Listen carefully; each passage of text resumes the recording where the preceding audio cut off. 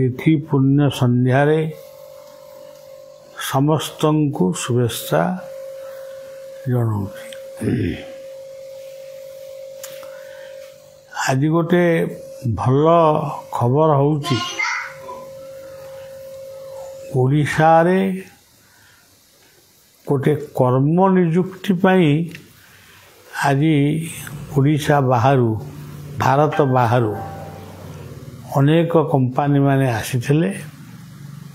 आम राज्यर मुख्यमंत्री देशर प्रधानमंत्री सहित आलोचना करी जाइछन्ति। तेबे जहाँ शुना जाउची बहु लोक या द्वारा कर्म नियुक्ति पाइबे। आपण देखंतु कर्म ही प्रकृत रे भगवानंकर जदि किछि पूजा थाए आमे भगवान को पूजा कहले से मेला महोत्सव एमती सब केते गुड़े कथा भावुछु। षोडशोपचार पूजा पंचोपचार पूजा किंतु बलिया सबुबले देखिछि जोथि कर्म सेठी अछि धर्म। धर्म जोठी अछि सेठी भगवान निश्चय अछंती। जने धार्मिक व्यक्ति से कर्म करिबा पाई से कर्म करिया को भल पाएनी किंतु दान करिया को बहुत भल पाए। तो बापा दा संपत्ति को जे दान कला तापर कौन हला खाइया को पाइलानी। तापर ताकू किछि लोक कहले तू कर्म कर आउ कर्म करिया पई ता भितर सामर्थ्य भी नहीं। मोटामोटी भाव में कर्मटा जोठी अच्छी धर्म आपे आपे तुम पाखे पहुँचब। धर्म जोटी रही दान पुण्य पूजा सब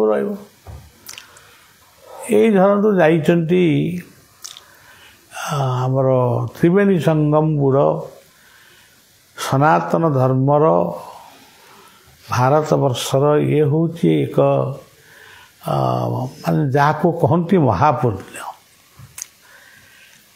ये महापुण्य कथा मन पड़ा बेलू भागवतर कथाटी मन पड़े। गंगा विचारू थाई मने बारुणी पड़ब केशने आसबे मोर भक्तगण मो पाप करिवे मोचन। गंगा जमुना को आम स्नान करने जाऊँ सी एत 100 केते वर्ष पूर्व पड़ी गाधेवाई 10 कोटी 15 कोटी लोक जाऊँच किंतु मूल कथाटी कि आम बुझीपारनु। गंगा भी अपेक्षा करिसेंती भक्त माने जेतेबेले आसिबे मो देहरे स्नान करिवे मु टिके पाप माने पाप विमोचित हेबी। ताले ये जो कोटी कोटी लोक जाउछन्ती समस्त कौन भक्त ता भितरे 500 खंडे लोक भक्त थिबे कि 50 जन थिबे कि 500 लोक थिबे। सेई माने ही प्रकृत रे साधु संत सज्जन से माने गंगा माता को पाप को लेकिरी आसबे एवं तांको साधना बल तांको जोग आसन साधन भजन जाग यज्ञ प्राणायाम माध्यम रे से पाप को से विमोचन करेंगे। आमे जे जाऊँ आमे निहाती स्वार्थपर हो जाऊँ कहीं आमे जानीचु अनेक लोक खुशी रे जाउछन्ति अनेक लोक तीर्थ जीवा तांकर गोटे अभ्यास रही अनेक लोक जाउछन्ति से अनेक लोक बोले बहुत लोक ପାପ କରିଛନ୍ତି ଆହୁରି ଆଗକୁ ପାପ କରିବେ। ତେଣୁ ସେ ଭାବୁଛନ୍ତି ଆମେ ମଝିରେ ଗୋଟେ ସ୍ନାନ ପକାଇଦେଲେ, ସ୍ନାନ କରିଦେଲେ ପାପ ଗୁଡ଼ାକ ସବୁ ଚାଲିଯିବ, ତାପରେ ପୁଣି ପାପ କିଛି କରିବା ଆଉ। ତେଣୁ ଆମର କୁହାଯାଇଛି, ବୈଷ୍ଣବୀୟ କୀର୍ତ୍ତନରେ କୁହାଯାଇଛି, କୋଟି ଦାନେ ଗ୍ରହଣେ ଚ କାଶୀ, କୋଟି ଦାନେ ଗ୍ରହଣେ ଚ କାଶୀ, ମାଘେ ପ୍ରୟାଗେ କୋଟି କଳ୍ପବାସୀ, ସୁମେରୁ ସମତୁଲ୍ୟ ହିରଣ୍ୟ ଦାନେ, ନହି ତୁଲ୍ୟ ଗୋବିନ୍ଦ ନାମେ। ଇଏ କଥାକୁ ଯିଏ ବୁଝିବ ସେ ଗଲେ ଭଲ, ନ ଗଲେ ଭଲ। ଆର ବର୍ଷ ଆମର କୁମ୍ଭ ନଥିବ, କିନ୍ତୁ ପ୍ରୟାଗରାଜରେ ମେଳା ହବ। ଆମେ ଏବେଠାରୁ ଗୋଟେ ସଂକଳ୍ପ କରୁଛୁ, ଯଦି ଆମ ଦେହ ସୁସ୍ଥ ରହେ ଆମେ ନିଶ୍ଚିତ ଗୋଟାଏ ଭକ୍ତମାନଙ୍କ ଗହଣରେ ସେଠି ମଧ୍ୟ ଆମେ 15 ଦିନିଆ ଗୋଟେ କ୍ୟାମ୍ପ ପକାଇବୁ। ତେବେ ଏଇ ଯେଉଁ ପଦଟି କହିଲେ, ସୁମେରୁ ସମତୁଲ୍ୟ ହିରଣ୍ୟ ଦାନ, ଯଦି ପର୍ବତେ ସୁନା ଦାନ କର, ଯଦି କୋଟିଏ ଗାଈ ଦାନ କର, ସୁମେରୁ ସମତୁଲ୍ୟ ହିରଣ୍ୟ ଦାନେ, ୟାକୁ ସବୁ କଲ, ଏଇ ଗୋଟିଏ ପାଖରେ ରହିଲା। ଆଉ ଗୋଟିଏ ପାଖରେ ଯଦି ତୁମେ ନାମ କଲ, ସେ ନାମର ପ୍ରଭାବଟା ଏତେ ଯେ ନହି ତୁଲ୍ୟ ଗୋବିନ୍ଦ ନାମ, ଗୋବିନ୍ଦ ନାମେ। ତାମାନେ ଗୋବିନ୍ଦଙ୍କ ନାମ ସହିତ ଏଗୁଡ଼ାକ କେହି ସମାନ ହେବେନି। ମାନେ ଗରିୟାନ ହେଉଛନ୍ତି ନାମ। ନାମ ଯଦି ଗରିୟାନ, ତାହେଲେ ଆପଣମାନେ କୁହନ୍ତୁ ନାମ କରୁଛନ୍ତି କି? ପ୍ରତ୍ୟେକ ଦିନ ଆପଣ ତୀର୍ଥ ସ୍ନାନ କରିବାର ସୁଯୋଗ ପାଇବେନି, କିନ୍ତୁ ନାମ ସ୍ନାନ କରିବାର ସୁଯୋଗ ପାଇବେ। ନାମ ପରମ ବ୍ରହ୍ମ ଜୀବେର ମୂଳ ଧର୍ମ ବୋଲି ଶ୍ରୀ ଠାକୁର ଅନୁକୂଳ ଚନ୍ଦ୍ର କହିଲେ। ମହାପ୍ରଭୁ ଚୈତନ୍ୟ ତାର 400 ବର୍ଷ ପୂର୍ବରୁ ଆସି କହିଗଲେ, ହରେର ନାମୈବ କେବଳମ୍। ଠାକୁର ରାମକୃଷ୍ଣ ମଧ୍ୟ ନାମ ଉପରେ ଗୁରୁତ୍ୱ ଆରୋପ କଲେ। ଠାକୁର ଓଙ୍କାରନାଥ ନାମ ଉପରେ ଗୁରୁତ୍ୱ ଆରୋପ କଲେ। ବଡ଼ ବାବାଜୀ ରାଧାରମଣ ବାବାଜୀ ରାମଦାସ, ସଖୀମା ବାୟା, ଠାକୁର ହରିରା ଇତ୍ୟାଦି ଇତ୍ୟାଦି, ଏମାନେ ନାମ ବ୍ୟତୀତ ଅନ୍ୟ କୌଣସିଥିରେ ମନ ନିବିଷ୍ଟ କରନ୍ତି ନାହିଁ। ଯଦି ନାମ ଅଛି ପାଖରେ, ଏ ନାମ ଅଛି ମନରେ, କାମ ଅଛି ହାତରେ, ଏବଂ ଚେତା ଅଛି ପଟିଷ୍କରେ, ତାହେଲେ ଆମେ ହାରିବାର ଆମର ନାହିଁ। ତେବେ ଆମେ ଯେତିକିଟି ଦିନ ସଂସାରକୁ ଆସିବା, ସେ କାଗଜ ପୃଷ୍ଠା ନଉଟିଲା ଭଳିଆ ଆମ ଜୀବନ ପୃଷ୍ଠା ଗୁଡ଼ାକ ନଉଟି ଚାଲିଛି। କେତେବେଳେ ପୃଷ୍ଠା ସରିଯିବ। ତେଣୁ ଜୀବନ ପୃଷ୍ଠା ଶେଷ ହେବା ପୂର୍ବରୁ କିଛି ଲେଖି ରଖ, କିଛି ମନେ ରଖ, ଅମର ବାଣୀ, ଅମର ତତ୍ତ୍ୱକୁ ମନେ ରଖ। ଗୋଟିଏ ବାପର 3ଟି ପୁଅ, ବାପାଟି ଚାକିରି କରିଛି, ପେନସନ୍ ପାଉଛି। ପେନସନ୍ ପାଉଛି, ସେ ପେନସନ୍ ପଇସାଟା ନେବା ପାଇଁ ଗୋଟିଏ ପୁଅ ତାକୁ ସାଇକେଲରେ ବସେଇ ତାର ଅଫିସ୍ ପର୍ଯ୍ୟନ୍ତ ନେଉଛି। କେବଳ ପେନସନ୍ ଟଙ୍କାରୁ କିଛି ସେ ପାଇବ। ସାଡ଼ୁ ଯେମିତି ପେନସନ୍ ଟଙ୍କା ନେଇକିରି ଆସିଲା, ସେଟା 4 ବାଣ୍ଟ ହେବ। 3 ପୁଅ, ବାପା ମାଙ୍କର ଗୋଟିଏ ବାଣ୍ଟ। 4 ବାଣ୍ଟରେ ଆଉ ଗୋଟିଏ ବାଣ୍ଟ ହେବ ମୁଁ ନେଇକିରି ଯାଇଥିଲି ମୋଟର ସାଇକେଲରେ, ସେଥିପାଇଁ ତେଲ ବାବଦର ଏତିକି। ତାପରେ ବାପ ମା ସ୍ୱତନ୍ତ୍ର, 3 ପୁଅ ସ୍ୱତନ୍ତ୍ର। ଯେତେବେଳେ ପୁଣି ମାସ ଶେଷ ପଡ଼ିବ ସେତେବେଳେ ପୁଅ ଖୋଜିବେ, ମାନେ ବାପାଙ୍କୁ। ଗୋଟିଏ ପୁଅ ଖୋଜୁଛି, ସେ ଯାହାକୁ ଖୋଜୁଛି ଟଙ୍କା ପାଇବା ପାଇଁ ଖୋଜୁଛି, କିନ୍ତୁ ଭଲରେ ଖୋଜୁନାହିଁ। ଆଉ ଗୋଟିଏ ପୁଅ ମଦ ଖାଇକିରି ଗଡ଼ୁଛି, ସେ ଉଠି ପାରୁନାହିଁ, ଏ ସବୁବେଳେ ତ ମଦ ପିଉଛି ଶୋଉଛି। ଆଉ ଗୋଟିଏ ପୁଅ ତାର ସେ କ'ଣ କରୁଛି, ମାନେ ବୁଲୁଛି ଆଉ। ତେଣୁ ଜୀବନକୁ ଯଦି ଏଇ ଶାପରେ ବା ଏଇ ଅଭିଶାପରେ ଆମେ ପ୍ରକୃତରେ ଅଭିଶପ୍ତ ହଉ, କୁହନ୍ତୁ ସଜ୍ଜନ, କେଉଁ ପ୍ରୟାଗ ଆମକୁ ଆମର ପାପକୁ ନେବେ ନାହିଁ। ଆମେ ପାପ ଦେବାକୁ ଗଲେ ମଧ୍ୟ ପାପ ଆମକୁ ଫେରେଇ ଦେବେ।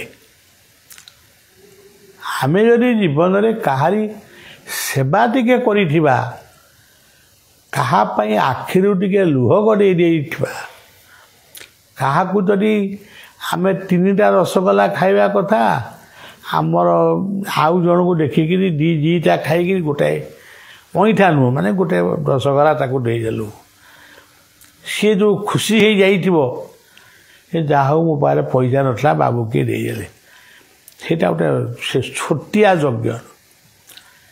ଆମେ ତ ବଡ଼ ଘିଅ ପୋଡ଼ିକି ଯଜ୍ଞ କରୁଛୁ, ନାମ କୀର୍ତ୍ତନ ଘଣ୍ଟା ବଳି ନାମ କରୁଛୁ, କିନ୍ତୁ ଇଏ ହେଉଛି ନୀରବ ଯଜ୍ଞ। ଏ ହେଉଛି ନୀରବ ଯଜ୍ଞ। ସେଥିପାଇଁ ଗୀତାରେ କହିଲେ ନୀରବ ଯଜ୍ଞ କ'ଣ? ଜପ ଯଜ୍ଞନାଂ ଜପ ଯଜ୍ଞସ୍ମି। ମୂକ ଭଳି ରହି କାମ କର, ମୂକ ହୁଅ ନା, ମୂକବତ୍ ରହିବ, ଅଳ୍ପ କଥା କହିବ, କାମ ବେଶୀ କରିବ। ତେଣୁ ଖାଲି ଗୁଡ଼ିଏ ନାମ ନେଇଗଲେ, ଗୋଟିଏ କ'ଣ ନେଇଗଲେ, ଯେ ଗୋଟେ କ'ଣ ହେଇଯିବ, ଏ କଥାକୁ ସମ୍ମାନ ଦେବା, କିନ୍ତୁ ସମ୍ମାନ ଦେବା ତା ସହିତ ସଂକଳ୍ପବାନ ମଣିଷ ହେବା। ସଂକଳ୍ପ। ଏଇ ଯେଉଁ ଶିଶୁ ଅନନ୍ତଙ୍କର ଏଇ ପବିତ୍ର ପୀଠଟି, ଇଏ ଅର୍ଥରେ ହେଇନି, ଅର୍ଥ ଆସିଛି, ଅର୍ଥ ଖର୍ଚ୍ଚ ହେଇଛି, ଅର୍ଥରେ ଘର ଦ୍ୱାର ହେଇଛି। ସେଠି ରହୁଛି କିଏ? ବିଲୁଆ ରହୁଛି ନା କୁକୁର ରହୁଛି ନା? ମୁଁ ଆହାର କହିବ ବାବା ବଳିଆ ରହୁଛନ୍ତି, ବାବା ବଳିଆରେ ଗୋଟିଏ ଘରେ ରହୁଛନ୍ତି, ଏତେ ଘର କାହିଁକି ହେଇଛି? ତେଣୁ ଏଇଟା ହେଉଛି ଏଇ ଅର୍ଥର, ଇଏ ହେଉଛି ବିଭୂତିର, ତ୍ୟାଗର ପ୍ରତୀକ। ଆମେ କଷ୍ଟ କଲେ, ତ୍ୟାଗ କଲେ ଆମ ଲୋକ କେମିତି ଭଲରେ ରହିବେ, ଭଲରେ ପ୍ରସାଦ ପାଇବେ, ସେ ନେଇ ସବୁ ଭଲ କଥା ମୁଣ୍ଡରେ ପରିବାର, ସେ ଭଲଟାକୁ ସବୁଠାରୁ ଯେ ଦୁନିଆରେ ଭଲ ସେ ହିଁ କରୁଛନ୍ତି। ଆମେ କେବେ ସମ୍ପୂର୍ଣ୍ଣ ଭଲ ମଣିଷ ନୁହେଁ। ସମ୍ପୂର୍ଣ୍ଣ ଭଲ ମଣିଷ ହେଉଛନ୍ତି ସେଇ ଜଣେ ଯାହାକୁ ଆମେ କହୁଛୁ ପୂର୍ଣ୍ଣମଦ। ତେଣୁ ଆଉ ବିଶେଷ ଭାବରେ କିଛି କହିବାକୁ ଚାହୁଁନି, ଏତିକି କେବଳ କହୁଛି, ବର୍ତ୍ତମାନ ଯେଉଁ ସମୟ ଆସୁଛି, ମାନେ ଭୟାବହ ସମୟ ଆସୁଛି। ତେଣୁ ଏଇ ଯେଉଁ ସମୟରେ ଯୁଦ୍ଧ ଶାନ୍ତ ହେଇଛି, ଆମେ ପ୍ରାର୍ଥନା କରୁଥିଲୁ ନିରବିଚ୍ଛିନ୍ନ ଭାବରେ, ଦୀପ ଲଗାଉଥିଲୁ, ଭକ୍ତମାନଙ୍କୁ ନିବେଦନ କରିଥିଲୁ, ଆଉ ଯୁଦ୍ଧ ଟିକେ ଶାନ୍ତ ପଡ଼ିଛି। ସେମିତି ଆହୁରି ଅନ୍ୟାନ୍ୟ କ'ଣ ଗୋଟେ ଆଉଛି। ତେଣୁ 3ଟି ବୀଜ ମନ୍ତ୍ର ମଧ୍ୟ ଆସିଛି, ସେ 3ଟି ବୀଜ ମନ୍ତ୍ରକୁ ସ୍ମରଣ କରିବେ। ଗୁରୁ ମନ୍ତ୍ର, ଯିଏ ଯେଉଁ ଗୁରୁଙ୍କର ଆଶ୍ରିତ ହୁଅ, ସେଇ ଗୁରୁଙ୍କୁ ଚିନ୍ତନ କରି ବା ଇଷ୍ଟଙ୍କୁ ଚିନ୍ତନ କରି 3ଟି ଅକ୍ଷର ଅଂ ବଂ ଜଂ, ଅଂ ବଂ ଜଂ, ये तीनोटी मिसई देले अंग बंग जंग अनंत ब्रह्म ज्योति बोली आसूची किंतु गोटी गोटी कर व्याख्या कले लंबा व्याख्याटी हम अंग गोटे चक्र को ध्यान करेंगे ललाट चक्र को ध्यान करी आपण श्रद्धा अनुजाई अंग बंग जंग एवं ता सहित विश्वर शांति हो देशर शांति हो आमे समस्ते भलरे रहू ये कथा चिंता करिया उचित जे बाया कहले जे पांचे परर मंद ता मंद चिंतनती गोविंद जदि पुओ हब भल पुओ हब जदि बाप हब भल बाप हब एमितिया पुओ हवा उचित नुह एमितिया बापा हबे उचित नुह बापा मृत्यु शଯ୍यार शोईची मृत्यु मरीगला ताको पोड़े बोली राति 4टा होगला मत मद पीकी शोचे पोड़ किए क्या डाक ये बापा मलानी आस टे पोड़ापोड़ी कर शुद्धि हवापाई ये जो आमर तो परंपरा रही ब्राह्मण वैष्णव माने खाइबे शुद्धि किए रांधिब किए क्या बाढ़ किए परिवेषण कर किए दब हे मामलटी किए कर दिन 4टा बाजिगला तथापि समस्ते अभद्र नुहति तथापि भद्र लोक से ग्राम अच्छा से अंचल अच्छा तो पिला गुड़ाक मद खाई गड़ुन आस आस आम सब टे साहाଯ୍ୟ करी कामटा गोटे उठेदबा पुणी ब्राह्मण भोजन है गाँ वाला खाइले सी ता पछरे मद मद पीकी शोते उठिकी बोले मना गणा खाई कि कौन करें तेणु या कौन यही हूँ आमर धर्म यही हूँ सनातन धर्मर मौलिक तत्व तेणु नाम कर काम कर कथाटी ये रहा।